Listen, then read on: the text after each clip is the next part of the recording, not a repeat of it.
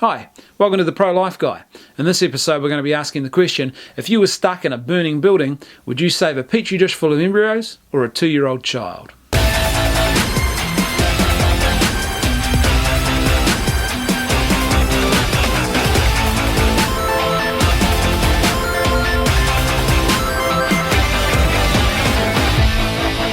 Let me hit you with a little thought experiment that's been doing the rounds lately. It goes a little something like this. You're in a building that is burning to the ground. It's not just any old building, this is a fertility clinic. And on the desk in front of you is a petri dish containing 5 frozen human embryos. On the other side of the room is a 2-year-old child cowering with fear in the corner as the building burns down. Now you only have time to save one of them. Who do you save? The petri dish with 5 human embryos in it, or the 2-year-old child? Now, according to some pro-choicers, if you say that you would choose to save the 2-year-old child and leave the 5 embryos, what that really means is that you're not being consistent in your pro-life principles.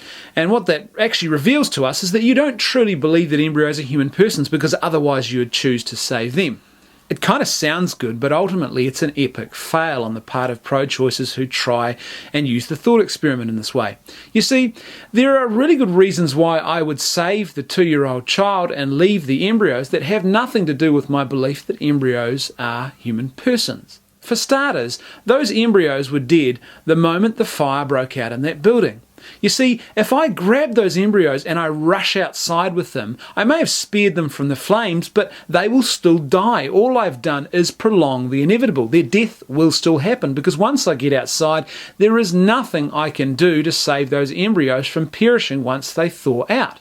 However, if I choose to leave the embryos and grab the 2-year-old child instead, I will definitely be saving a human life. So let's shift this thought experiment up another gear then. Let's imagine that I'm in a fertility clinic that's burning to the ground, but across the road is another fertility clinic that has the staff and the equipment necessary to save those 5 embryos. And if I rush out of the building with them and take them across the road, they will definitely be saved.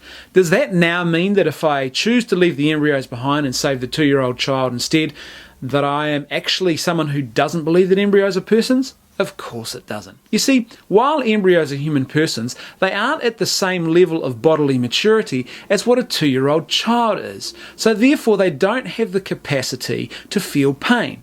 So if I leave the embryos and save the 2-year-old child, the embryos will still die, and it will still be the tragic loss of 5 human persons, but they will die a peaceful death without sensing or feeling any pain. However, if I leave the 2-year-old child and grab the embryos instead, then that child will die a rather painful and torturous and very fearful death in that burning building.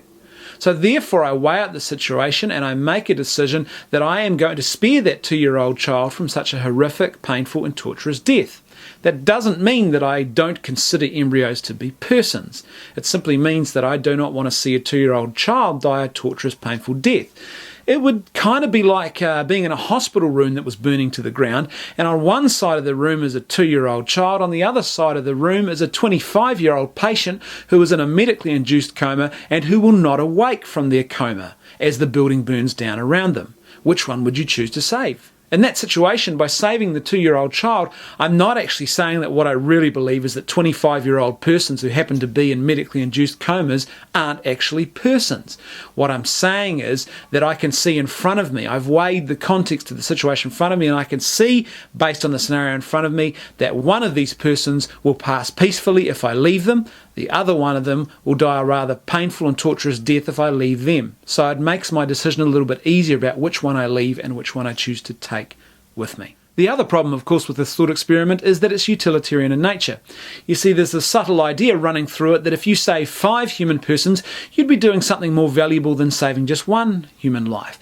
But for us pro-lifers, we aren't utilitarian in our outlook. We don't look at human persons and say, well, if you've got 5 of them, that's more valuable than having just one of them. What we say is that every human person is infinitely valuable. They have such a profound dignity and worth that it cannot be measured. It is inestimable, their worth, their value. We are dignitarian, not utilitarian in our outlook. So for us, saving one human life is just as important, is just as valuable as saving 5 of them. By adding together 5 infinitely valuable things, you haven't increased your value. You've just increased the number of infinitely valuable things. So, This little thought experiment isn't really that clever after all, because there are really good reasons why I would choose to save the 2-year-old over the embryos that have absolutely nothing to do with my firmly held belief that every human person begins their existence the moment they are conceived, and that every human person from the moment of their conception is entitled to the fundamental human right to life. Thanks for tuning in. See you next time on The Pro-Life Guy. Are you a fan of Life TV on Facebook yet? You're not? Well, you should be. Go there right now. Details are down here in front of me about our Facebook page. Go there, become a fan. If you're not on Facebook, that's okay. We're also on Twitter. Once again, the details are right here in front of me.